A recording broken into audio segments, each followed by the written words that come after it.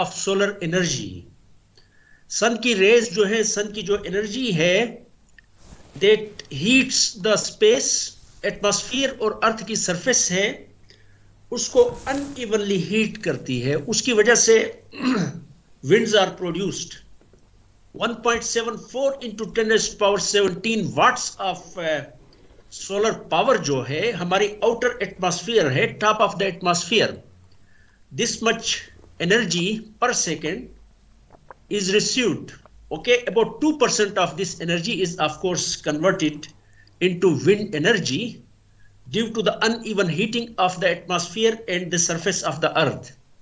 But still this 2% is 50 to 100, 50 से लेकर 100 times ज्यादा एनर्जी है then the solar energy that is converted into biomass by all plants on the earth। ठीक है, अर्थ में जितने भी प्लांट है, जितनी भी वेजिटेशन है, वो सोलर एनर्जी को कन्वर्ट करती है इनटू बायोमास। उसके मुकाबले में जो सोलर एनर्जी विंड में कन्वर्ट हो जाती है, दैट इज 50 से लेकर 100 टाइम्स मोर एनर्जी है। ठीक है, और विंड टर्बाइंस जिनकी हम नेक्स्ट फ्यू लेक्चर्स में बात करेंगे, वो बेसिकली जो विंड की जो एनर्जी है, kinetic energy is there in the wind। okay, so these wind turbines they convert kinetic energy in the wind into rotational mechanical energy। okay, and that rotational mechanical energy is converted into electricity if needed। some applications ऐसी हो सकती हैं जिसमें, for example, if you are interested in pumping water from the ground, so you may not be interested for instance in converting wind energy into electrical energy first, rather you might be interested in using, okay, कोई mechanical pump है, wind की जो energy है उससे directly उस mechanical system है या pump है उसको ऑपरेट करवाएं। आज से तकरीबन आप समझ लें कोई 150 साल पहले जो वेस्टर्न मूवीज आपने देखी होंगी, wild west and all those things, US की काउबॉयज की मूवीज जो हैं, उसमें आपने देखा होगा कि मुख्तलिफ लैंडस्केप्स में उन्होंने एक विंड टर्बाइन जिसमें बहुत सारी ब्लेड्स लगी होती, वो जरूर दिखाया होता, तकरीबन हर मूवी में आपको वो चीज जरूर नजर आती है। ठीक है, so those wind turbines they were not meant for the generation of electricity at that time. Those wind turbines which were there, they were used to pump the water from the ground for the irrigation of the land। is it clear? so उसमें आपको फिर generator लगाने की जरूरत पेश नहीं आएगी, लेकिन अगर आप जनरेटर आप इसके साथ कपल करते हैं विंड टर्बाइन के साथ, ठीक है, तो then you can convert the kinetic energy of the wind into mechanical energy first and then mechanical energy into electrical energy. Is it clear? So as I have already discussed that winds result due to the uneven heating of the atmosphere and the land। ठीक है, उसके अलावा this is the major cause of winds. उसके अलावा भी बहुत सारी reasons हैं, लेकिन we will not talk about all those reasons for the creation of winds. Okay, so there are different types of wind turbine. जी बेटा। सर ये जो आपने बात बताई है कि जो विंड किस तरह बनती है सोलर एनर्जी से, ये जरा समझा दें। जी, अनइवन हीटिंग है ना, इसका क्या मतलब? अनइवन हीटिंग अगर किसी जगह पे फॉर एग्जांपल जिस तरह प्रेशर डिफरेंस की वजह से वाटर फ्लो करता पाइप्स में, ठीक है, इसी तरीके से अगर किसी जगह पे एक जगह ज्यादा अगर गर्म हो जाए, क्योंकि अर्थ की सरफेस है उसमें अनइवन हीटिंग है।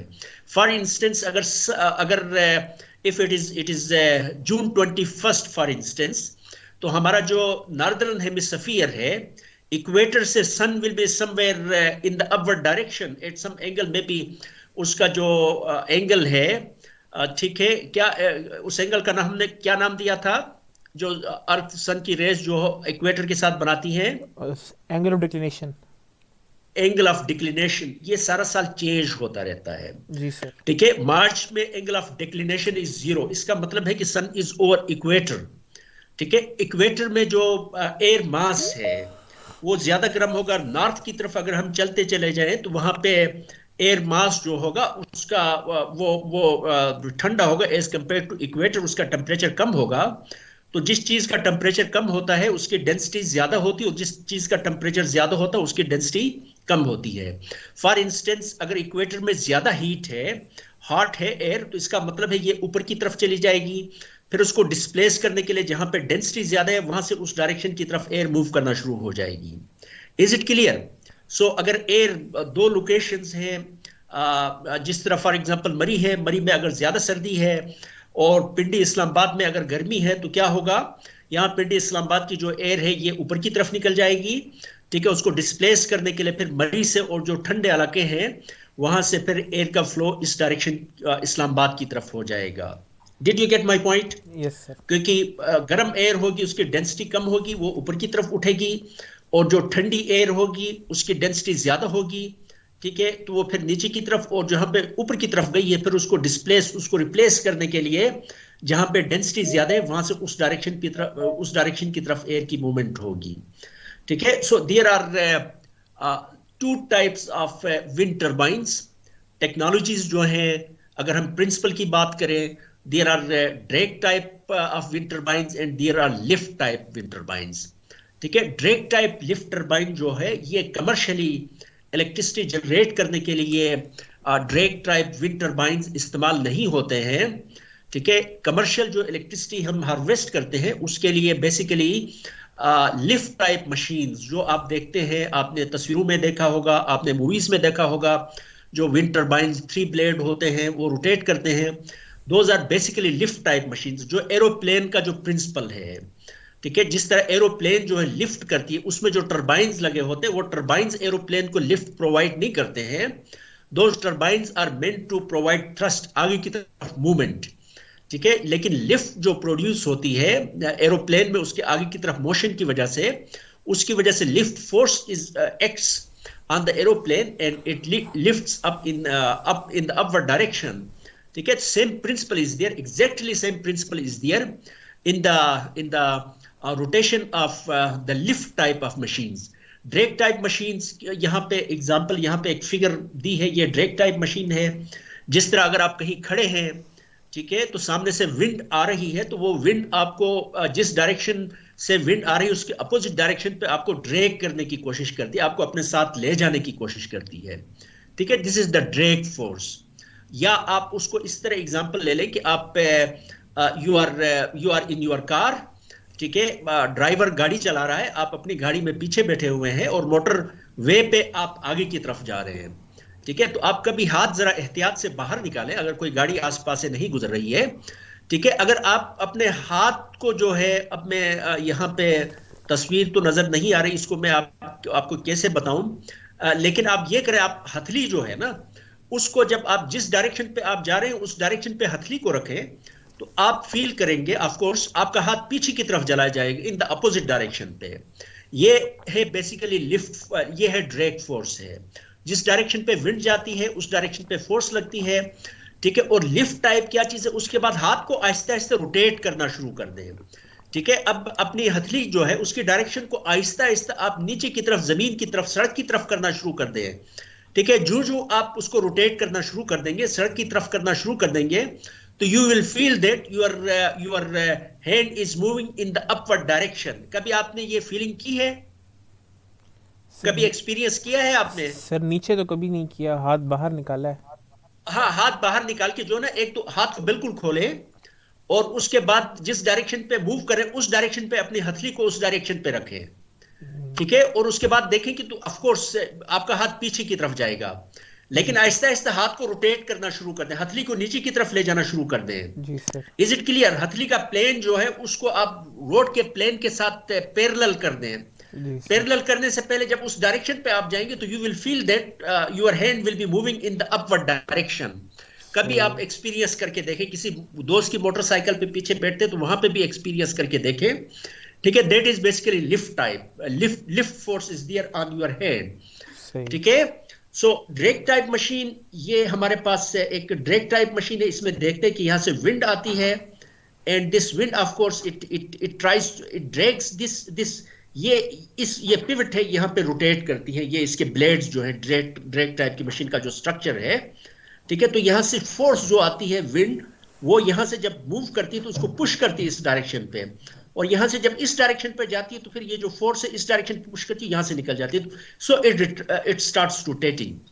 ये आपने देखा होगा, पता नहीं आजकल लगे हुए यानी ये महकमा मौसमियात जो है वो एयर की स्पीड को भी मेयर करते हैं, एयर की टेम्परेचर को भी मेयर करते हैं। हमारे गाँव में भी लगा हुआ था किसी जमाने में। अब शहरों में तो इतनी बड़ी आबादियां होंगी शायद आपको कहीं नजर नहीं है, except that if it is installed in your village. ठीक है, विंड और स्पीड, या आपने ऑफ कोर्स तस्वीरों में देखा होगा, मूवीज में देखा होगा, कप टाइप की चीजें लगी होती हैं, कप्स लगे होते, दो तीन चार कप्स टाइप का एक स्ट्रक्चर एक लगा होता है, वर्टिकल एक पोल होता है, उसके इर्द गिर्द कोई तीन चार कप्स लगे होते हैं, और जब विंड चलती है तो वो रोटेट करना शुरू कर देते हैं। ठीक है, उनकी स्पीड ऑफ रोटेशन के बेस पे हम वी कैन फाइंड, कैलिब्रेट करते हैं विंड की स्पीड के साथ, और उससे फिर हमें विंड की स्पीड का पता चलता है। Have you seen those types of sensors for measuring speed of the wind, transducers? कभी देखा है नो आप लोगों ने? No sir. देखा होगा कप्स टाइप की, तो वो भी बेसिकली ड्रैग टाइप मशीनें हैं। Again I should repeat that this drag type machines they are not used for harvesting wind energy commercially. Commercial harvesting के लिए ये इस्तेमाल नहीं होते हैं। कमर्शियल हार्वेस्टिंग के लिए बेसिकली ये जो टेक्नोलॉजी है lift type machine, later on we will see that ये लिफ्ट फोर्स इसमें कैसे प्रोड्यूस होती है। तो लिफ्ट टाइप मशीन्स है, इनकी भी दो टाइप्स है। एक को हम कहते हैं हॉरिजॉन्टल एक्सिस, ठीक है, horizontal axis lift type machines है, और एक को हम कहते हैं vertical axis. Vertical axis lift type lift force turbines हैं। हॉरिजॉन्टल एक्सिस ये तो बहुत कॉमन है, ये आप अक्सर आप लोगों ने देखा होगा, मूवीज में देखा होगा, या अगर आप पिंडी से कराची गए हैं तो रास्ते में जिमपीर का इलाका आता है, ट्रेन से मैंने सुना है वहां से नजर आते हैं। इस वक्त कोई 1100 मेगावाट और 1200 मेगावाट इलेक्ट्रिसिटी पाकिस्तान में विंड टर्बाइन से जनरेट की जाती है, and it is in the province of Sindh. Jhimpir का इलाका है, गारू का इलाका है, और उसके अलावा जो हमारा कोस्टल लाइन है, कोस्टल बेल्ट है, उसके आसपास मुख्तलिफ जगहों पे विंड फार्म्स लगे हुए हैं। So at this moment about 1200 megawatt electricity it is being produced from wind turbines. ठीक है, wind farms installed several, maybe there are 20 15 20 wind farms have been installed by different companies. Multinational कंपनियां भी हैं, Turkish कंपनियां भी हैं, Chinese कंपनियां भी हैं। ठीक है, पाकिस्तान की बहुत सारी कंपनियां हैं, उन्होंने वहां पे विंड फार्म्स लगाए हैं। एक विंड फार्म में तकरीबन आप समझ लें कोई 55 विंड टर्बाइंस, 45 विंड टर्बाइंस वहां पे लगे होते हैं। एक विंड टर्बाइन की जो आउटपुट होती है आमतौर पे 3 megawatt 5 megawatt, almost this is the output of a single wind turbine. ठीक है, तो इस तरह के विंड टर्बाइंस, तो ये हमेशा these are the horizontal axis lift force turbines हैं। हॉरिजॉन्टल एक्सिस क्यों कहते हैं? इसमें एक्सिस ऑफ रोटेशन देख रहे हैं, this is the axis of rotation, ये एक्सिस ऑफ रोटेशन है। This axis of rotation is parallel to the surface of the earth, जहां पे सरफेस है उसके पैरेलल है। ये देखिए, ये एक्सिस ऑफ रोटेशन है। ठीक है, इसको हम कहते हैं horizontal axis lift force machine. और उसके अलावा एक और टाइप की मशीन है, उसको हम कहते हैं vertical axis lift force turbines. ठीक है, ये भी एग्जैक्टली इसमें भी लिफ्ट फोर्स, वही वाली फोर्स जो एरोप्लेन्स को लिफ्ट करती है, वही वाली फोर्स इनमें भी होती है, लेकिन इनकी शेप और इसकी शेप को अगर आप दोनों को आप देखें, इस तरह की मशीनें आप लोगों ने नहीं देखी होती। जो एक बीटर्स जो घरों में इस्तेमाल होते हैं, इसकी शेप एग्जैक्टली उसी तरह की शेप है। ठीक है, लेकिन इसमें एक्सिस ऑफ रोटेशन, ये ब्लेड्स हैं इसके, जिस तरह ये इसके ब्लेड्स हैं, ये रोटेट करते हैं। ठीक है, और ये वर्टिकल एक्सिस है, तो इसके ब्लेड्स, इसका एक्सिस ऑफ रोटेशन वर्टिकल है। ये विंड टर्बाइंस बेसिकली 1980s में 70s में इसको हम डेरियस मशीन भी कहते हैं। ठीक है, 1970s में बनाए गए थे, यूएस में इंस्टॉल हुए थे बहुत सारे, लेकिन उसके बाद 1990s में the company that was manufacturing this types of turbines that was bankrupted, और उसके बाद फिर इनको बनाना बंद कर दिया। उसके अलावा इसके कुछ एडवांटेजेस भी हैं, इसके डिसएडवांटेजेस भी हैं ऑफ कोर्स। ठीक है, ये डायरियस मशीन्स जो हैं, vertical axis lift force machines हैं, they are not no more being installed for commercial electricity.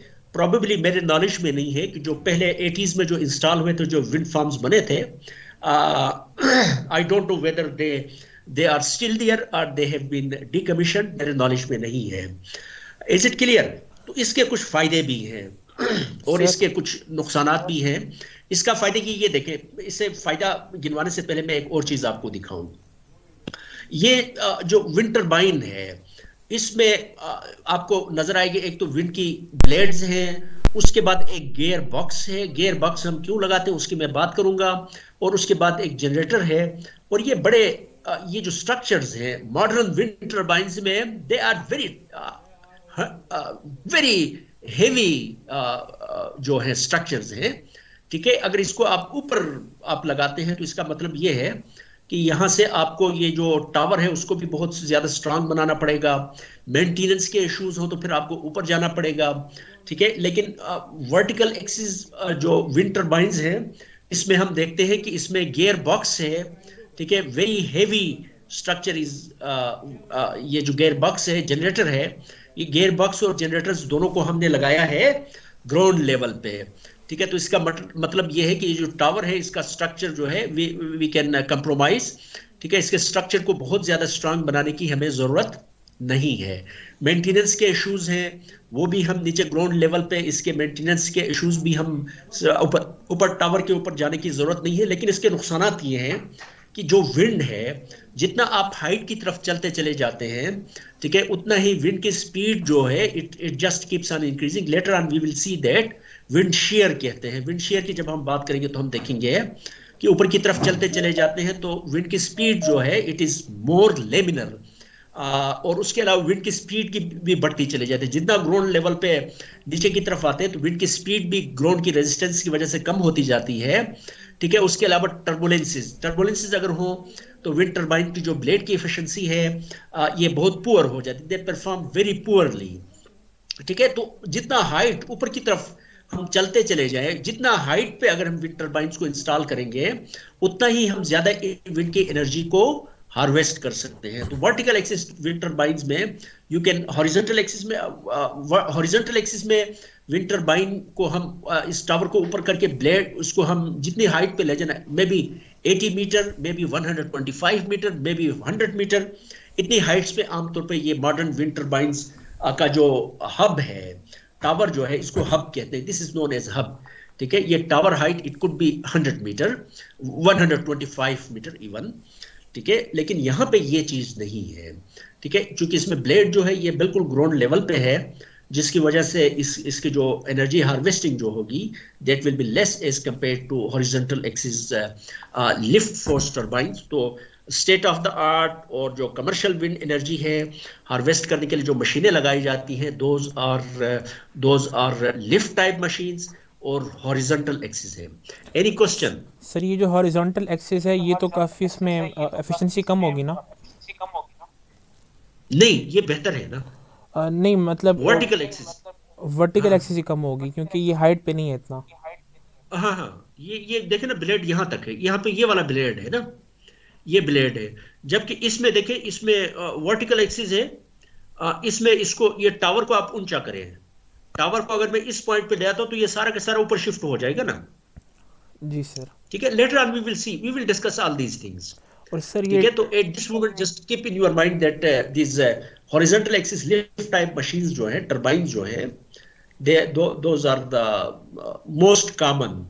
ठीक है, तो मेरे नॉलेज में नहीं है कि ये इस तरह की मशीनें जो vertical axis wind turbine machines ये बन रही है और लगाई जा रही, ये मेरे नॉलेज में नहीं, लेकिन most probably they are no more in used for commercial applications, commercial harvesting for wind energy. Any question? Sir ये ड्रैग टाइप मशीन्स का कहाँ यूज़ होता है?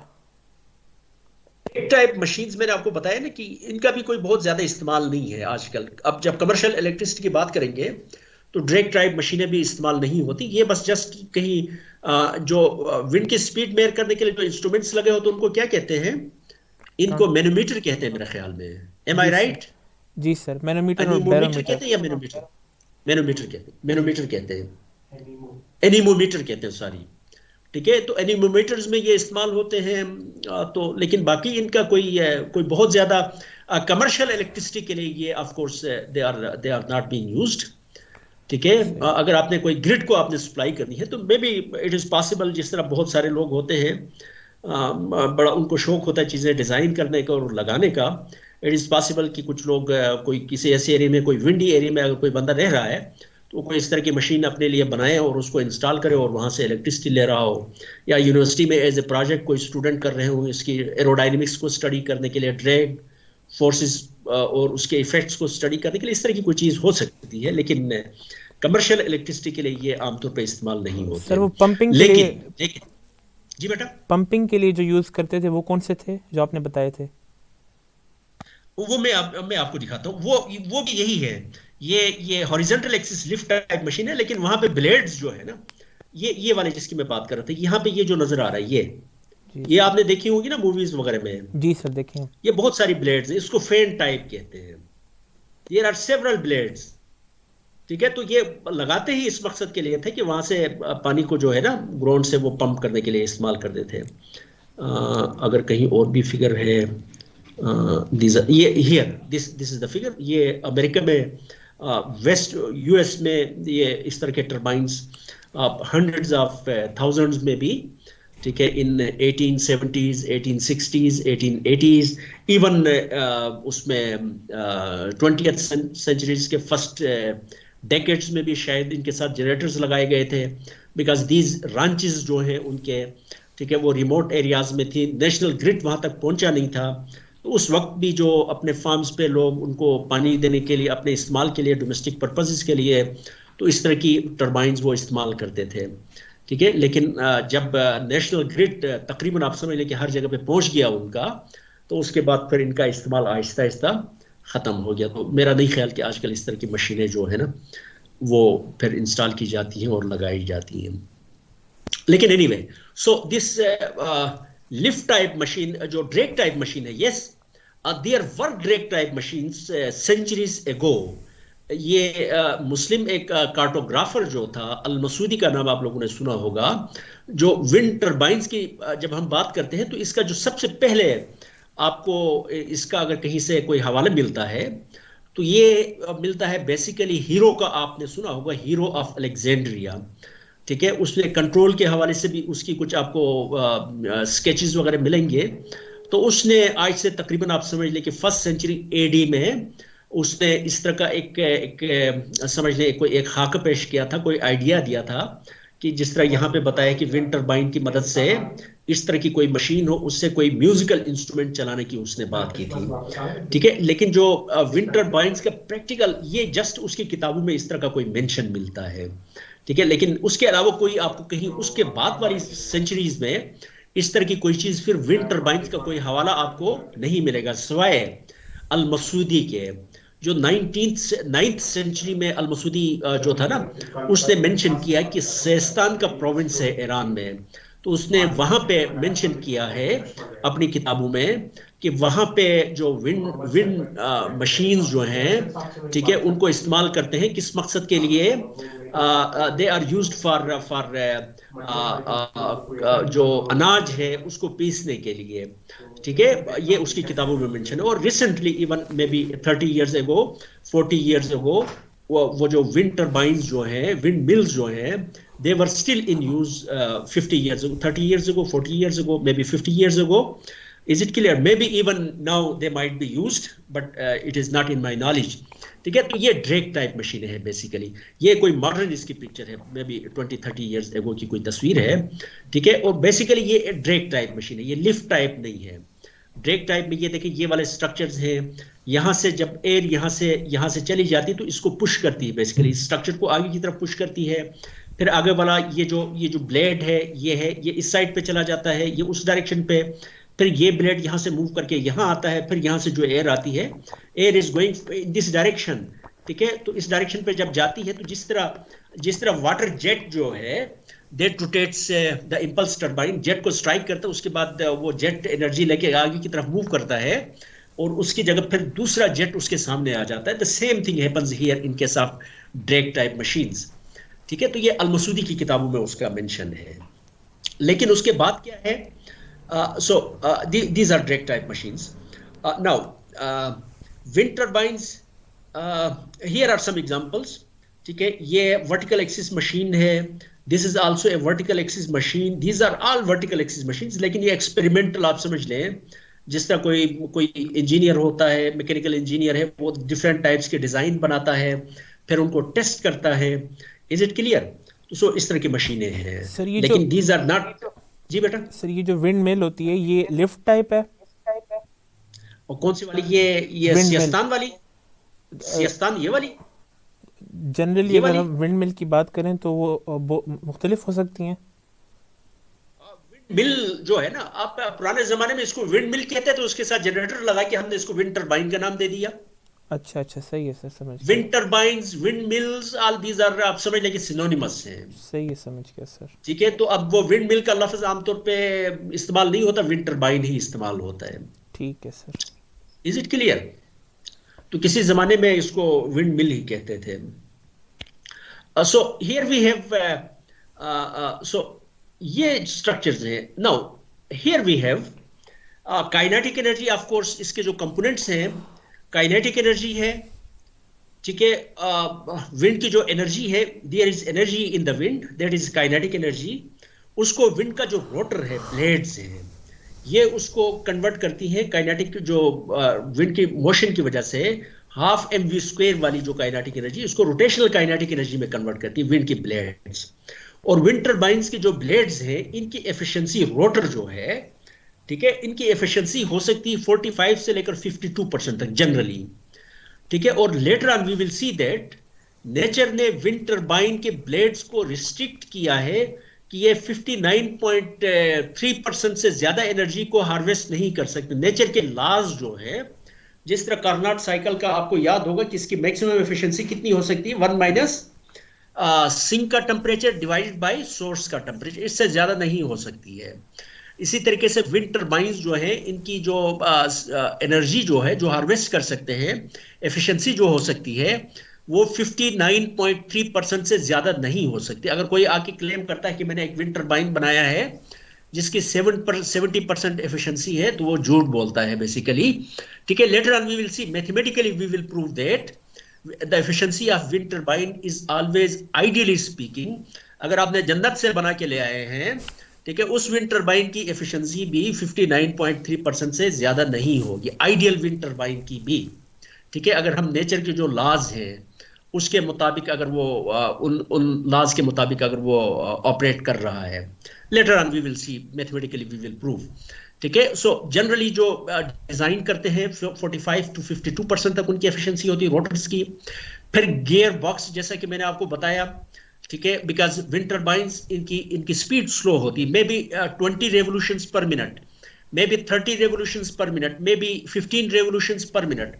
जबकि आपका जो जनरेटर है, ठीक है, अगर आप जनरेटर को इस्तेमाल करते हैं तो जनरेटर की स्पीड्स आमतौर पे 120 n इज इक्वल टू, ये फार्मूला मशहूर फार्मूला, इसको कहीं लिख लें, n is equal to 120 f over p। ठीक है, f जो है, this is the frequency of the grid. ठीक है, अगर इसको मैं 60 रखूं तो इसका मतलब है कि 120 f ओवर p। ठीक है, अगर इसको मैं 50 रखूं तो 120 को 50 के साथ मल्टीप्लाई करें तो 6000 divided by p, number of poles of the machine. ठीक है, सो यहां से n is equal to 6000 divided by p for any generator in Pakistan. p is number of poles of the machine. तो जनरेटर्स की जो speed होती है वो ज्यादा होती है। ठीक है, जबकि रोटर्स जो है, इनकी स्पीड में भी 20 रेवोल्यूशंस पर मिनट। तो इस वजह से फिर हमें we need to speed up. ठीक है, उसकी स्पीड को हम बढ़ाते हैं ताकि उसको जो स्पीड है उसको हम जनरेटर के नंबर ऑफ पोल्स और उसकी जो फ्रीक्वेंसी, उसके मुताबिक हम इसको बना दें। ठीक है, तो उसके लिए फिर हमें गियर बॉक्स हमें लगाना पड़ता है, और generally gearboxes, their efficiency is 95 से लेकर 97% तक है। Generators, electrical machines, they are highly efficient, 97%, 98%। Generator अपने जो ट्रांसफार्मर्स हैं, आपको पता है उनकी एफिशिएंसी भी में भी 99%। इलेक्ट्रिकल मोटर्स हैं, उनकी एफिशिएंसी इज 95%, 97%। और इलेक्ट्रिकल हीटर है, उसकी आप समझ लें कि 100% एफिशिएंसी है। ठीक है, electrical machines, they are highly efficient. Electrical energy, of course, generators, their efficiency is 97 to 98%। ठीक है, सो उसके बाद फिर of course in some cases, later on we will see that we might need to convert electrical energy जो generator के output है उसको DC में कन्वर्ट कर दें, उससे दोबारा फिर एसी में कन्वर्ट कर दें, ठीक है, to match the grid frequency 60 hertz या 50 हर्ट्ज। तो we might also need a converter, तो उसकी एफिशिएंसी 96 से लेकर 99% तक, ठीक है। तो इसका मतलब ये हुआ कि अगर ओवरऑल एक विंड टरबाइन की अगर हम बात करें तो उसकी एफिशिएंसी हो सकती है 42 से लेकर 50%। जितनी एनर्जी विंड में है उसका ओनली 42 से लेकर 50% तक ये हार्वेस्ट कर सकते हैं, उससे ज्यादा नहीं कर सकते हैं। लेकिन अगर हम कहें कि कन्वर्टर की एफिशिएंसी ये 100% एफिशिएंट है, जनरेटर भी 100% एफिशिएंट है, गियर बॉक्स भी 100% एफिशिएंट है, रोटर भी still all these electrical components plus gear box, ठीक है, अगर ये सारे के सारे भी अगर 100% एफिशिएंट हैं तो फिर भी एक विंड टरबाइन की जो एफिशिएंसी है वो 59.3% से ज्यादा नहीं हो सकती, थ्योरेटिकल मैक्सिमम एफिशिएंसी इसकी होती है, ठीक है। So these are very very big structures, huge structures है, दे हैव हैवी वेट, ठीक है। तो उसको जरा अंदाजा करने के लिए, आपको थोड़ा सा आइडिया देने के लिए, तो यहाँ पे एक विंड टरबाइन की एक विंड टरबाइन दिखाई गई है और यहाँ पे एक छोटी सी कार है, देखिए स्केल से देखें, विंड टरबाइन के मुकाबले में जो कार का साइज है इसको जरा आप अंदाजा लगाएं। So how small it looks as compare to the wind turbine, ठीक है। सो विंड टरबाइन का जो रोटर है, इट कुड बी, ये जो रोटर है इसका डायमीटर की बात करें तो इट कुड बी 77 मीटर्स, इसका डायमीटर 77 मीटर, ठीक है। और इसका जो रोटर का जो वजन है it could be 35 metric tons, ठीक है। 1 metric ton is 1000 kg probably, ठीक है। सो 35 मेट्रिक टन्स, ठीक है। सो इसका इसका रोटर का वजन है। एंड देन वी हैव नेसल जो स्ट्रक्चर है जिसके अंदर हमने generator, this is the generator, this is the gear box and this is the hub. यहाँ पे ये जो सुराख से नजर आ रहे हैं यहाँ पे बेसिकली टरबाइन्स के जो ब्लेड्स हैं वो लगी होती हैं, ठीक है। सो दिस स्ट्रक्चर, ये जिस बॉक्स के अंदर ये स्ट्रक्चर होता है उसको हम कहते हैं नेसल कहते हैं, ठीक है। और यहाँ से इस टावर के अंदर ये हालो होती, उसके अंदर स्टेयर्स होती, उसकी मदद से जो लोग हैं मेंटेनेंस के लोग हैं वो फिर उसके जरिए उस नेसल जो बक्स है वहां तक जा सकते हैं। कभी लुब्रिकेशन की जरूरत पेश आती है फॉर एग्जांपल, ठीक है, कोई इस तरह की कोई बहुत सारी मेंटेनेंस के इश्यूज को सेटल करने के लिए they can go to the top of this tower through stairs which are internal to this tower। जी बेटा, इतने ऊपर से बिजली किस तरह बनती है, ग्रिड का कनेक्शन कैसे जाता है?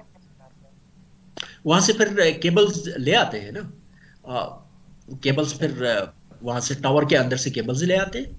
और ये जो नेसल है ये छोटी सी जगह है, इसमें ये सारा स्ट्रक्चर होता है? नहीं, बहुत बड़ा, ये देखिए ये जनरेटर्स और ये सारी चीजें, गियर बॉक्स। अब मैं नेसल अगर आपको दिखाऊं यहाँ पे शायद अगर कोई फिगर हो, इट इज नॉट दियर। जरा वेब में उसमें जाके जरा देख लिए कोई, आपको यूट्यूब में भी आपको नजर आएगी इसके अंदर, बल्कि even these are very huge structures basically, ठीक है।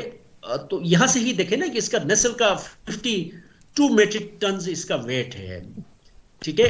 टावर का वेट है 120 मीटर प्लस, ठीक है।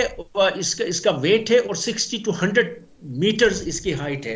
इसको जरा वीडियोस में जरा जाके देखें तो आपको अंदाजा होगा, बल्कि आपको यूट्यूब में वीडियोस मिलेंगी जो लोग इसमें से अंदर से होके ऊपर की तरफ चले जाते हैं, नेसल में चले जाते हैं, ठीक है। तो ये आपको इस तरह की चीजें आपको मिल जाएंगी। और सर ये कार जी बेटा, ये जो कार नीचे लिखी हुई इसका क्या मतलब है? कार का मतलब ये यहाँ पे एक कार भी खड़ी है, ये कार खड़ी है, तो जरा स्केल से आपको अंदाजा हो जाएगा ना, कार का साइज आपको कितना छोटा नजर आ रहा है। अच्छा, उसके मुकाबले में ये टावर का साइज और ये जो ब्लेड साइज है उसके साइज के साथ आप कार के साइज को कंपेयर करें बेसिकली। ठीक है, समझ गया। Is it clear? ये कंपैरिजन के लिए है।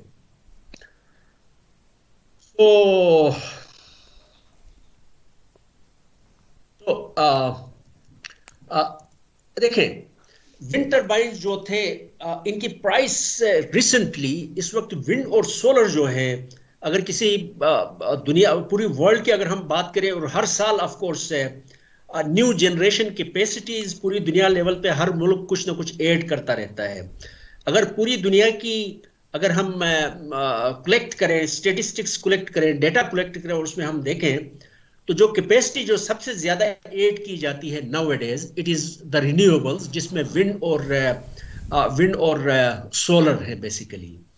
ठीक है, over the years of course उस इसकी जरूरत तो इस वजह से है, एक तो इसके इसके जो है लाइफ साइकिल एमिशंस जो है, इफ यू रिमेंबर, ठीक है, पुरानी अगर लेक्चर्स अगर आपको याद हो, जो मुझे याद है, लिग्नाइट कोल के कितने थे, 1000 टन पर gigawatt hour. 1 gigawatt hour electricity अगर जनरेट करें तो 1000 ton CO2 green house gas that goes into the atmosphere. ठीक है, even more than that, it depends upon what type of coal you are burning in a coal fired power plant. ठीक है, तो रफली आप समझ लें एवरेज 1000 टन। इसका मतलब ये हुआ कि हमारा जो साहिवाल का कोल फायर्ड पावर प्लांट है, इसकी कैपेसिटी कितनी है, इट इज 1320 मेगावाट है।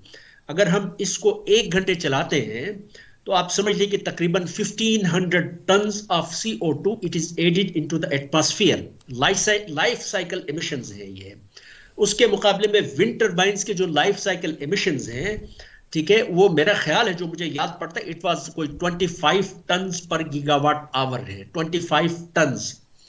ठीक है, वो बुक का जो पहला चैप्टर है उसमें कहीं कोई टेबल है, उसमें ये फिगर्स गिवन है। ठीक है, so of course photovoltaic cells की लाइफ साइकिल एमिशंस हैं, they are much higher as compare to wind turbines. Wind turbines और न्यूक्लियर पावर प्लांट्स के लाइफ साइकिल एमिशंस तकरीबन कंपेरेबल हैं। ठीक है, सो अगर हमने अगर एड्रेस करना है ग्लोबल वार्मिंग को, ठीक है, तो we have to shun these coal fired power plants, और उनको हमें रिप्लेस करना पड़ेगा ये विंड टर्बाइन से, may be nuclear power plants और सोलर फोटोवोल्टाइक से। ओवर द ईयर्स, लास्ट कुछ सालों से, फॉर सम 10-20 ईयर्स से विंड टर्बाइंस की टेक्नोलॉजी में बहुत ज़्यादा इंप्रूवमेंट हुई है। और फिर यू नो दैट अगर कोई चीज़ मास स्केल में प्रोड्यूस हो रही हो, मार्केट अगर उसकी बन गई हो, तो उसकी प्राइस भी फिर आहिस्ता आहिस्ता क्या होना शुरू हो जाती है, कम होना शुरू हो जाती है। टेक्नोलॉजी में इंप्रूवमेंट प्लस मास प्रोडक्शन, तो उसकी वजह से विंड टर्बाइंस देखें ना, पिछले 5 साल जो पुराना पाकिस्तान था उसमें आप समझ लें कि कोई ये जो 1100-1200 मेगावाट की जो विंड टर्बाइंस लगाए गए हैं, ये नए पाकिस्तान में नहीं लगाए गए, ये पुराने पाकिस्तान में लगाए गए थे, पिछले 5-6 सालों में लगाए गए थे। Is it clear? तो उसमें से कुछ फार्म्स हैं वो अभी मेरे ख्याल में अंडर कंस्ट्रक्शन है, may be after 1-2-3 years they will also be connected with the grid. ठीक है, सो 1981 की अगर बात करें तो उस वक्त मशीनें थी, देवर वेरी स्मॉल, हाइट बहुत ज्यादा नहीं थी। और यहां से ये है, ये कॉस्ट ऑफ एनर्जी है, ये जो लाइन है, ठीक है, cost over the years, cost of energy from wind turbines ये कम हो रही है। At the same time wind turbines की हाइट बढ़ रही है और इनका जो रोटर का डायमीटर है वो भी बढ़ रहा है। जैसा कि मैंने आपको शुरू में बताया था, जितनी हाइट पे हम चलते चले जाएंगे उतना विंड की speed it becomes more smooth, streamline flow जिसको हम कहते हैं। At the same time wind की स्पीड भी बढ़ती चली जाती है। Is it clear? तो हम देखते हैं कि ओवर द इयर्स 1981 में जो विंड टर्बाइन था उसका वो it's output could be only 25 megawatt, लेकिन ओवर द इयर्स हम देखते हैं कि इसकी पावर जो है आउटपुट भी बढ़ती जा रही है। At the same time the cost of electricity it also just keeps on decreasing. ठीक है, ये एक्सपोनेंशियली तकरीबन जो ट्रेंड हमें नजर आ रहा है वो एक्सपोनेंशियल डिक्रीज है। 2010 प्लस में 125 प्लस इसकी हाइट है मीटर, और 7500 किलोवाट और 7.5 मेगावाट से ज्यादा, 8 मेगावाट या उससे भी ज्यादा, जितनी हाइट ज्यादा करते चले जाएंगे, later on we will see that इस रोटर का डायमीटर को भी हम ज्यादा कर सकते हैं और ये ज्यादा एनर्जी को क्या कर सकता है, हार्वेस्ट कर सकता है। Is it clear? So technology में इंप्रूवमेंट प्लस मास प्रोडक्शन, उसकी वजह से इनकी कॉस्ट बहुत कम हो गई है। Is it clear? सो जी बेटा। सर अगर टेक्नोलॉजी इंप्रूव हो रही है तो फिर कॉस्ट को तो बढ़ना नहीं चाहिए? नहीं, मास प्रोडक्शन भी है, टेक्नोलॉजी इंप्रूवमेंट की वजह से फिर इसकी एफिशिएंसी में भी बेहतरी आ गई। ठीक है। तो टेक्नोलॉजी में इंप्रूवमेंट का मतलब ये है कि जो ब्लेड की जो डिजाइनिंग है, एरोडायनेमिक्स है, उसको बेहतर कर दिया, उसका जो मटेरियल इस्तेमाल होता है उसको बेहतर कर दिया। लेकिन ओवरऑल कॉस्ट जो है, टेक्नोलॉजी इंप्रूवमेंट की वजह से उसकी एफिशिएंसी बढ़ गई, टेक्नोलॉजी इंप्रूवमेंट की वजह से इसकी आउटपुट पावर बढ़ गई। Is it clear? और सर ये तो अगर हाइट। आप फॉर एग्जांपल मैं इसको आपको इस तरीके से मिसाल दे देता हूं।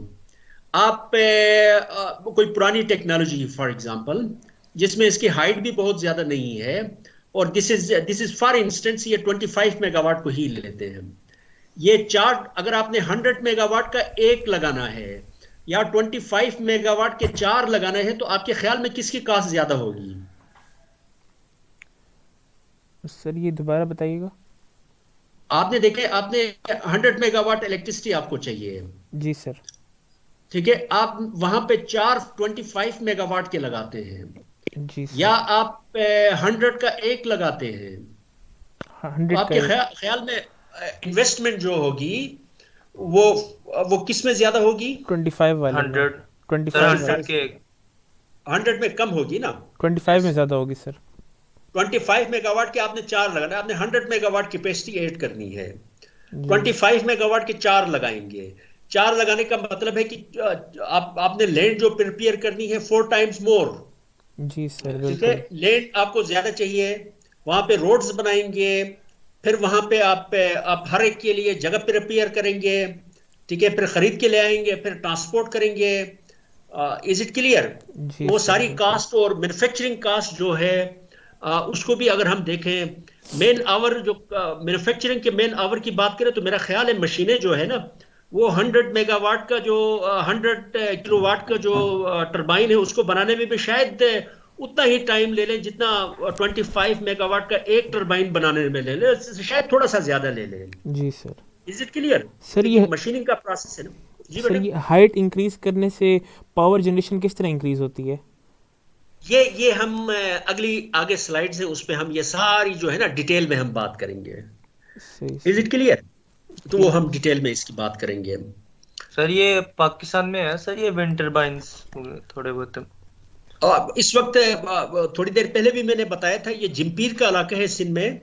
वहां पे हम 1200 मेगावाट इस वक्त इलेक्ट्रिसिटी नेशनल ग्रिड को ये सप्लाई करते हैं। इनकी बेसिकली इनकी जो कैपेसिटी है, विंड टरबाइन की कैपेसिटी 1200 मेगावाट के विंड फार्म्स सिंध में लगे हुए हैं, जिम्पीर में।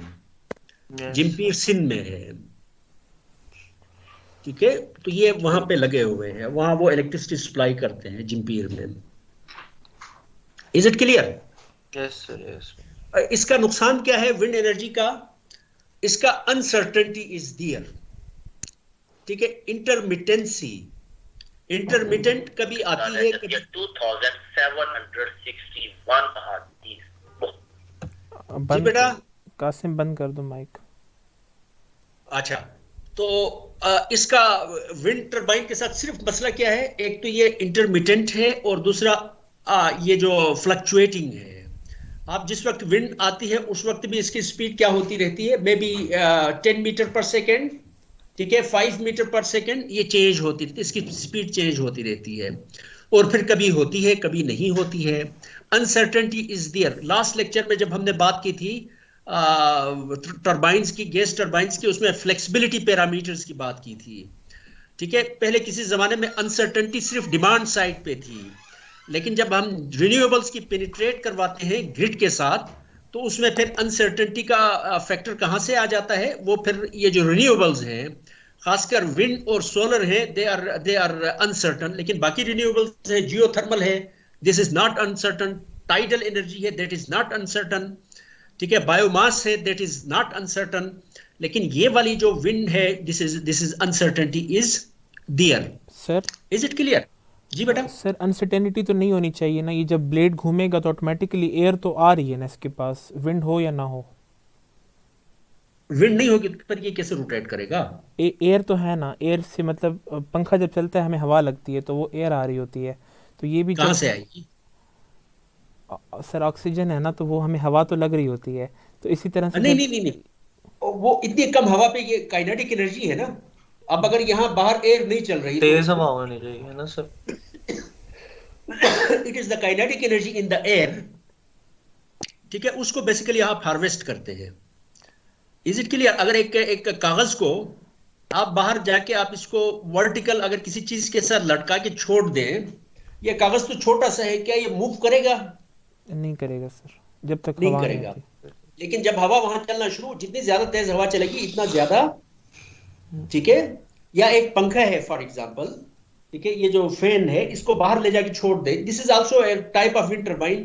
तेज हवा चलेगी तो ये घूमना शुरू कर देगा, ठीक है। इसको बाहर ले जाके छोड़ दे, there is no air movement, do you think it will start rotating? No, ठीक है। ये तब जब एयर की स्पीड बढ़ना शुरू हो जाएगी, विंड की वेलोसिटी बढ़ना शुरू हो जाएगी, तो फिर तब ये रोटेट करेगा। सही, मतलब इसको हम जाके लगा देते हैं वहां पर, ये खुद ही रोटेट करेगा विंड की वजह से।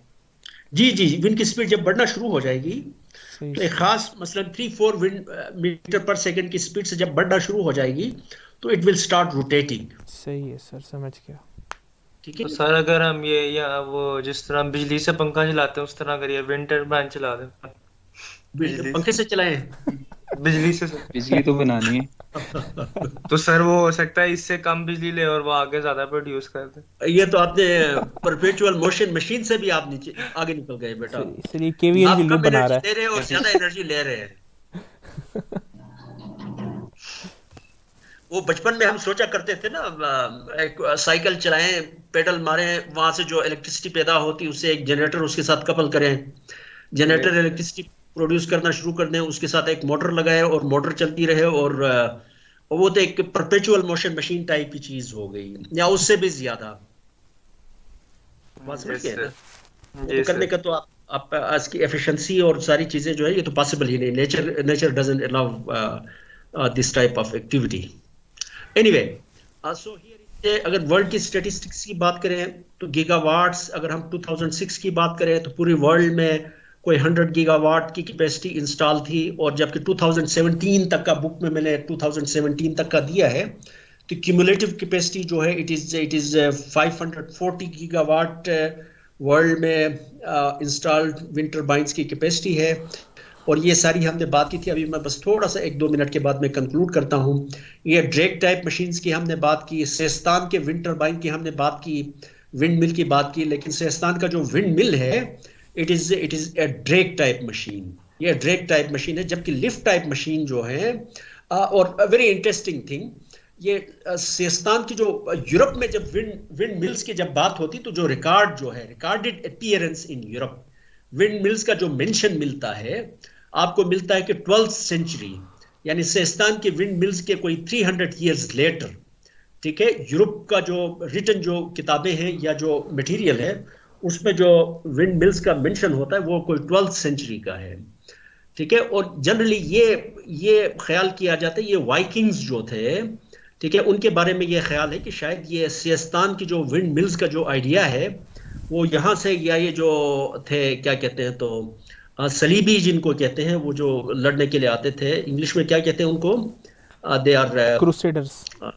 क्रूसेडर्स, उनके बारे में ये ख्याल है कि शायद ये आइडिया यहाँ से वो ले गए थे, ठीक है। एनीवे, लेकिन इंटरेस्टिंगली जो सेस्तान की विंड मिल्स और यूरोप की जो विंड मिल्स हैं दे आर डिफरेंट। सेस्तान की जो विंड मिल्स हैं दे आर ड्रेक टाइप, लेकिन यूरोपियन जो विंड मिल्स हैं दे आर लिफ्ट टाइप, जो एरोप्लेन का जो प्रिंसिपल है, ठीक है। ये एक बड़ा फर्क दोनों के दरमियान में है, ठीक है। So European wind mills there were wind mills, ठीक है, and at that time of course they were using those wind mills for pumping water, grinding grain, और लकड़ी को काटने के लिए, sawing wood and powering tools, ठीक है। अगर आपने कोई लकड़ी को काटना है, आरी से काटना है, तो of course you need mechanical energy, ठीक है। उस जमाने में मोटरें और इस तरह की चीजें नहीं हुआ करती थी, तो विंड मिल की मदद से मैकेनिकल जो है एयर की जो एनर्जी होती थी उसको कन्वर्ट करते थे और उससे फिर इसको लकड़ी को काटने के लिए इस्तेमाल करते थे, ठीक है। सो ये स्टीम जनरेटर जो है, सॉरी स्टीम टरबाइन जो है, इसने बुनियाद रखी यूरोप में इंडस्ट्रियल रेवोल्यूशन की, और 1705 में ये बेसिकली फर्स्ट टाइम ये बनाया गया था। ठीक है, वेरी इंटरेस्टिंग जो इसकी हिस्ट्री होती है बेसिकली इंजीनियरिंग की, आप पढ़े, you of course you will enjoy.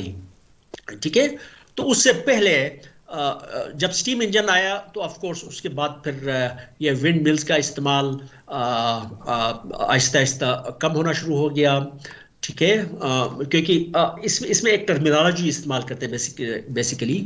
एक एनर्जी सोर्स डिस्पैचेबल है। डिस्पैचेबल का मतलब ये है कि जब भी आपको जरूरत हो, ठीक है, जहां भी आपको जरूरत हो, तो आप उसको प्रोवाइड कर सकते हैं, स्टोर कर सकते हैं। मसलन जिस तरह कोल है, जो स्टीम टरबाइन से इसका फायदा क्या था, जब भी आपको एनर्जी की जरूरत हो तो आप प्रोवाइड कर सकते हैं, जहां जरूरत हो आप उसको टरबाइन को वहां पे, सॉरी स्टीम इंजन को वहां पे ले जाएं। ठीक है, और एनर्जी को आप स्टोर करके, कोल को स्टोर करके रख सकते हैं, 2 साल बाद इस्तेमाल करें, 3 साल बाद इस्तेमाल करें, थोड़ी देर के बाद आपको जरूरत हो तो आप इस्तेमाल करें। ठीक है, ये फायदे हैं बाकी एनर्जी रिसोर्सेज की। विंड का ये नहीं है। आपको विंड एनर्जी की जरूरत है, फॉर एग्जांपल इस्लामाबाद में और नीलोर में बड़ी जबरदस्त विंड है। ठीक है, तो उस जमाने में ऑफ कोर्स इस विंड को हम यहाँ से वहां पे ट्रांसपोर्ट नहीं कर सकते। This was wind energy was not dispatchable, इसको हम स्टोर नहीं कर सकते थे। तो इस वजह से आहिस्ता आहिस्ता जब ये जो स्टीम टरबाइंस हैं उन्होंने अपनी जगह बनाने शुरू कर दी इंडस्ट्रीज में, तो आहिस्ता आहिस्ता आहिस्ता आहिस्ता जो विंड टरबाइंस जो हैं दे वेंट इनटू ओब्लिवियन। ठीक है, आहिस्ता आहिस्ता उनका इस्तेमाल ख़त्म होना शुरू हो गया।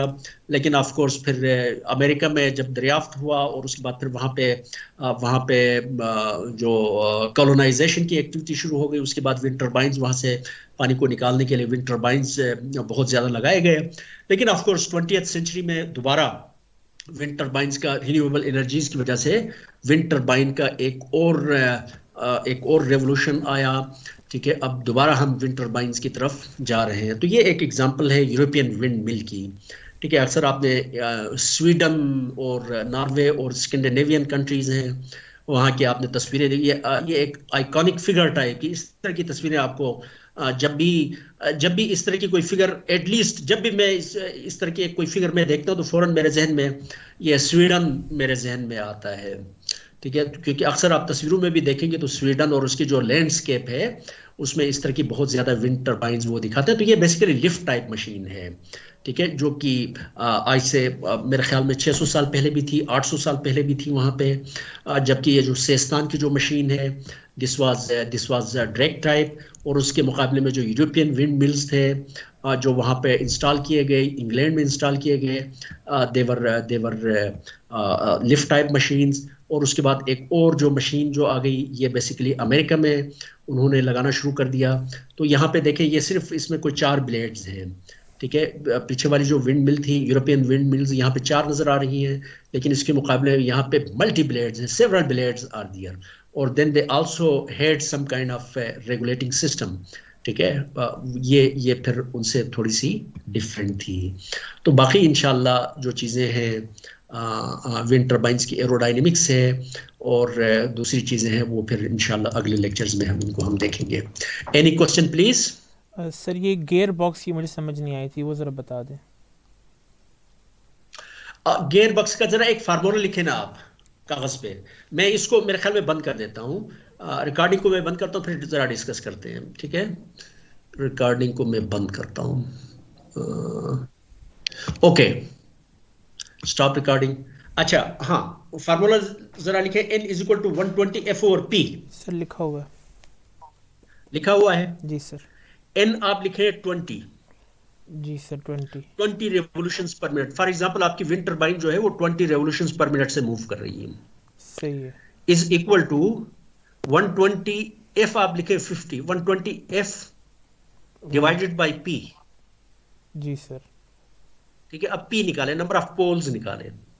P आएगा 120 मल्टीप्लाई बाय 50 डिवाइडेड बाय 20,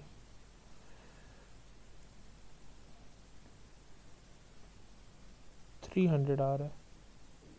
यानी आपको 300 पोल्स चाहिए। एक ऐसा जनरेटर आपने ऊपर इंस्टॉल करना है जिसमें नंबर ऑफ पोल्स कितने होने चाहिए? 300 होने चाहिए। 300। तो आप जरा इमेजिन करें how big this generator will be. जी सर।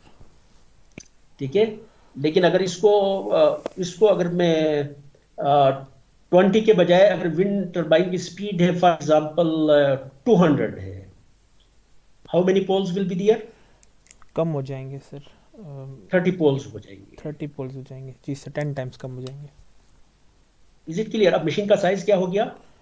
मशीन का साइज कम हो गया, जनरेटर का साइज हमने कम कर दिया है। जनरेटर का साइज छोटा हो गया, तो छोट जितना आप स्पीड ज्यादा होगी, रोटेशनल स्पीड इतनी क्या होगी, जनरेटर का साइज कम होता चला जाएगा। तो ठीक है, तो इसका मतलब ये हुआ कि अगर 20 रेवोल्यूशंस पर मिनट से विंड टरबाइन रोटेट कर रहा है, तो उसको फिर मैंने उसके बजाय मैं अगर अगर फॉर एग्जांपल 600 कर देता हूँ, और 20 स्पीड को मैं गियर बॉक्स की मदद से उसको 600 रेवोल्यूशंस पर मिनट पे मैं ट्रांसफॉर्म करता हूँ, तो जनरेटर का साइज मुझे क्या रखना पड़ेगा? 6000 divide by 600 and it is equal to 10 poles. ठीक है, सर 10 पोल्स मतलब हम उन ब्लेड्स की जो स्पीड है जो विंड करवा रही है उससे बढ़ा रहे हैं हम उस स्पीड को?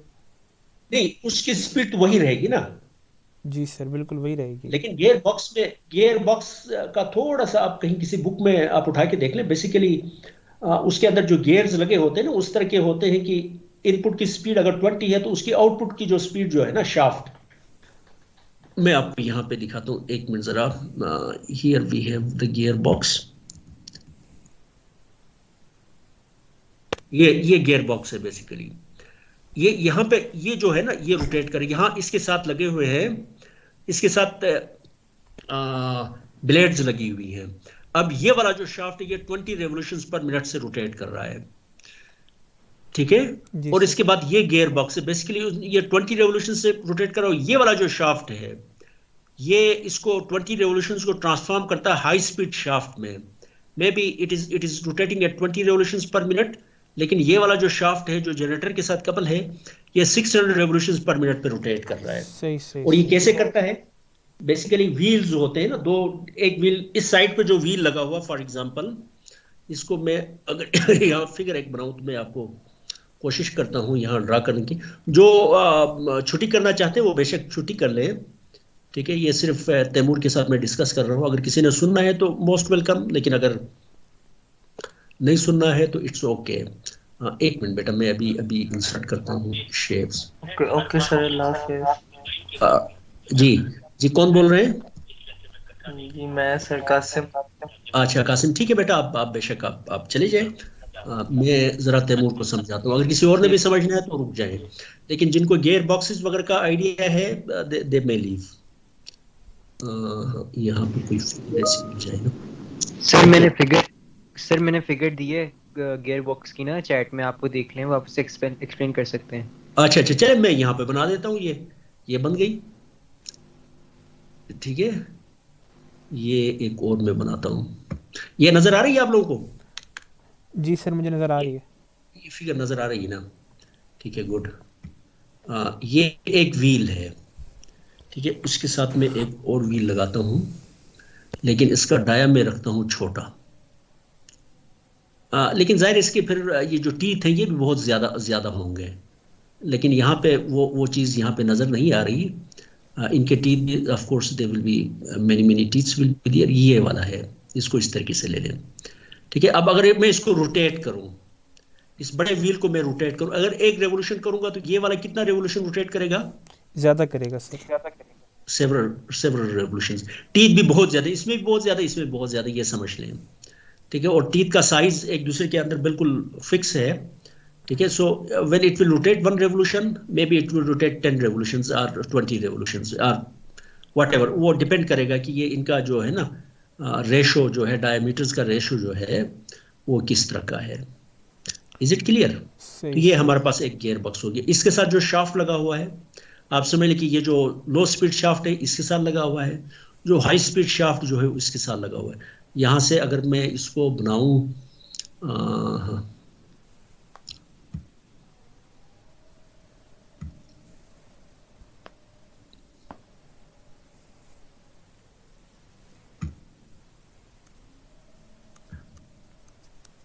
ये एक शाफ्ट है, ठीक है, इसके साथ लगा हुआ बेसिकली, ये इसके साथ लगा हुआ है।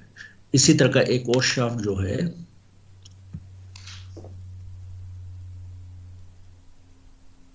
इसके साथ लगाओ, ये वाले व्हील के साथ, ये ठीक है। अब ये फिगर थोड़ी सी इस तरीके की, यहाँ से मेरे ख्याल में इसके साथ लगा हुआ, इसको इस तरीके से ले लें, ठीक है। तो जब ये शाफ्ट रोटेट करता है तो ये वाला शाफ्ट जो ग्रीन शाफ्ट है ये फिर लो स्पीड से ये रोटेट करेगा, हाई स्पीड से रोटेट करेगा। बिल्कुल सर। ये आप समझ लें इस शाफ्ट के साथ जो है वो टरबाइंस का रोटर लगा हुआ है, जबकि इस शाफ्ट के साथ जनरेटर लगा हुआ है। Did you understand this thing? जी सर, समझ आ गई है।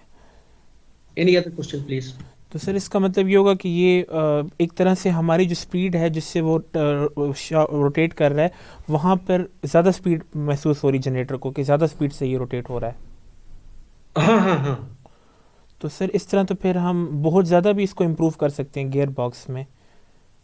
गियर बॉक्स का फिर इसका साइज बढ़ना शुरू हो जाएगा।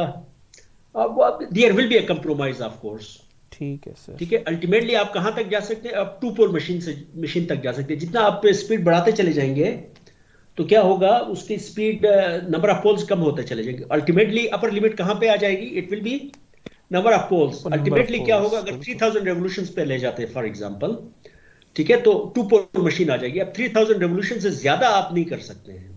सही। जब आप इस शाफ्ट की स्पीड 3000 से ज्यादा करेंगे तो फिर इसके नंबर ऑफ पोल्स क्या आ जाएंगे? दे विल बी लेस देन 2। तो तो कोई ऐसी पॉसिबल मशीन नहीं नहीं है। होती कि जिसमें 1 पोल की मशीन हो। बिल्कुल poles will be sir. Always 2, 4, 6, 8, 10 and so on, जी सर। ठीक है। सही। लेकिन ऑफ कोर्स जब आप इसको करते चले जाएंगे तो जनरेटर का साइज तो छोटा होता चला जाएगा, लेकिन गियर बॉक्स जो है इसका साइज बढ़ना शुरू हो जाएगा। बढ़ना एट द शुरू हो सेम टाइम जाएगा। There will be losses in the gear box as well. तो सही ये है सर। फिर हमारा इसमें ये फिर जाहिर है you will have to do some kind of compromise, optimization आपको करनी पड़ेगी। कहीं जाके आपको स्टॉप करना पड़ेगा कि ये इसकी स्पीड क्या होनी चाहिए, जनरेटर की स्पीड क्या होनी चाहिए।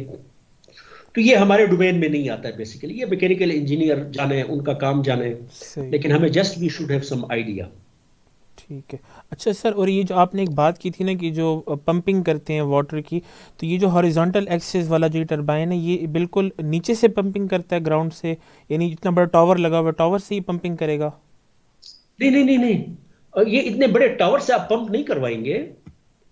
सिर्फ पानी को पंप करने के लिए आप ये नहीं, लेकिन पुराने जमाने में या छोटे विंड टर्बाइंस को आप इस मकसद के लिए इस्तेमाल कर सकते हैं, डिजाइन कर सकते हैं। अब 5-10 मेगावाट का विंड टर्बाइन है, उससे आप थोड़ी यहां से पंप करवाएंगे।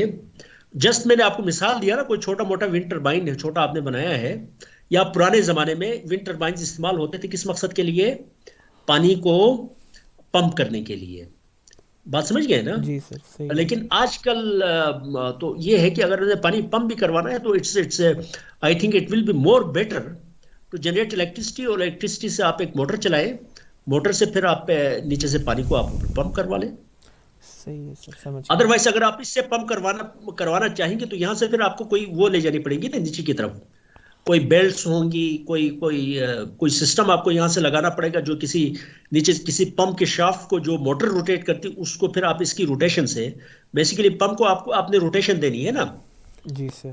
ठीक है, वो रोटेशन आप यहाँ से देंगे। तो इस विंड टरबाइन से आप ये काम करेंगे तो it is not a flexible way of doing things, ठीक है। ठीक है सर। इससे ज्यादा आसान आपके पास इलेक्ट्रिसिटी है, इलेक्ट्रिसिटी को कंट्रोल करना, उसको बंद करना, उसको चलाना, तो वो ज्यादा आसान है। तो ये विंड टर्बाइन्स बड़े बड़े बना के उससे हम पानी को पंप नहीं करवाएंगे। सही है तो सर। लेकिन समझ पुराने जमाने में जब इलेक्ट्रिसिटी नहीं थी, जिस तरह ये वाला है, यहाँ पे जो ये वाला जो दिखाया है आपको, तो ये उस वक्त इंस्टॉल ही इसी मकसद के लिए किए गए थे, इससे पानी को वो पंप करवाते थे।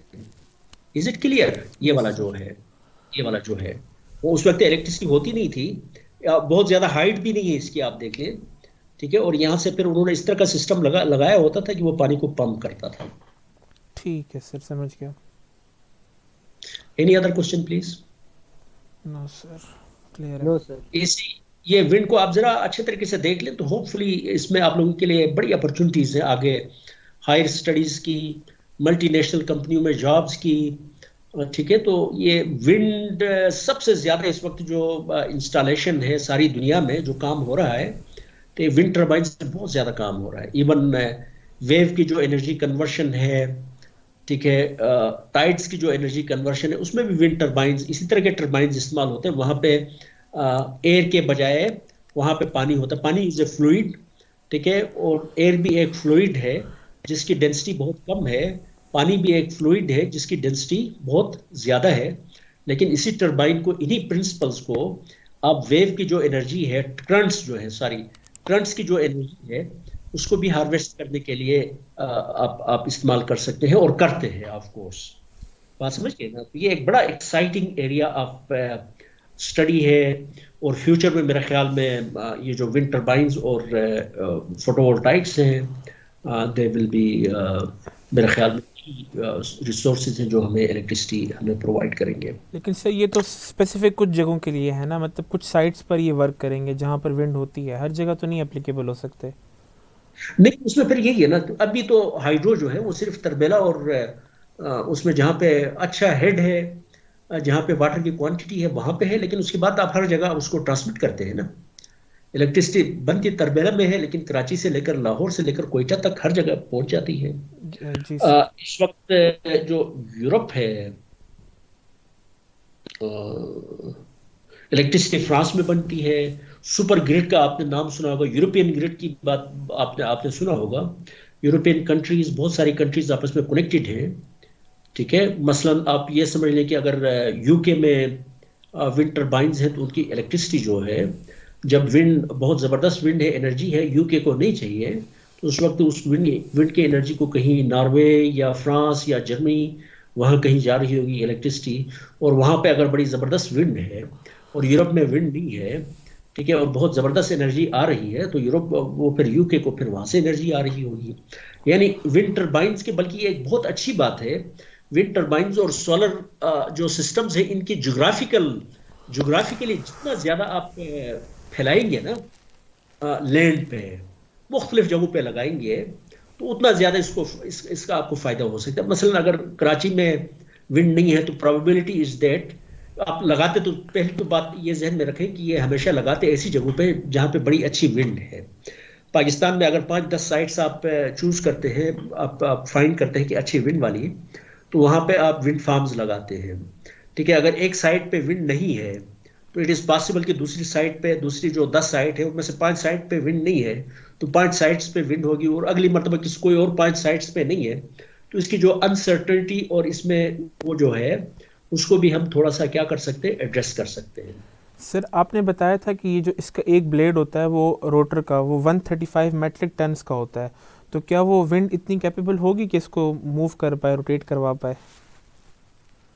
135 मेट्रिक टन, इसी तरह की कोई वैल्यू थी मेरे ख्याल में 100 से आसपास। रोटर का वजन था।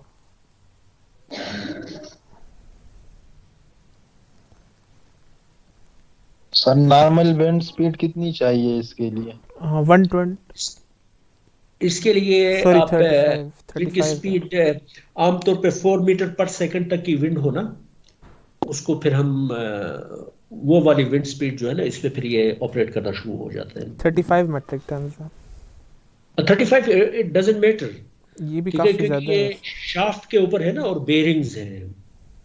Is it clear? क्योंकि कोई चीज जब एक फोर्स लग रही, लिफ्ट फोर्स जो उसके ऊपर लग रही है, और ब्लेड्स का डायमीटर भी तो देखे ना, 77 मीटर डायमीटर है, ठीक है। तो इनके ऊपर लिफ्ट फोर्स डिस्ट्रीब्यूटेड, हर जगह पे लिफ्ट फोर्स पड़ रही है, सही तो उसकी वजह से जो टॉर्क, इस ब्लेड पे भी टॉर्क पड़ रहा है, इस ब्लेड पे भी, ये हब से लेकर टिप तक सारी जगहों पे एक लिफ्ट फोर्स यहाँ पे एक्ट कर रही है, जी सर ठीक है। बिल्कुल। It is something like that. तो वो फिर इसको रोटेट करवाता, तो इसको रोटेट करवाने के लिए सिर्फ जमीन के ऊपर कोई बॉडी है, कोई फॉर एग्जांपल आप कोई बड़ा पत्थर है, उसको हम आगे की तरफ मूव, उस वेट है फॉर एग्जांपल, इवन अगर एक मन का वेट है तो उसको आगे की तरफ मूव क्यों नहीं कर पाते हैं?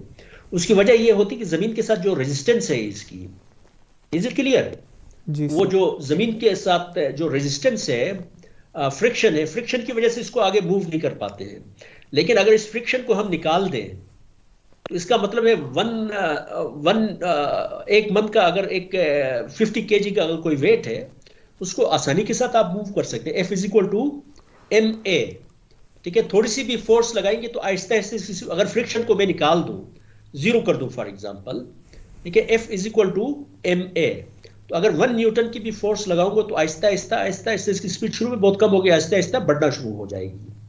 Is it clear? तो ये तो हवा में है।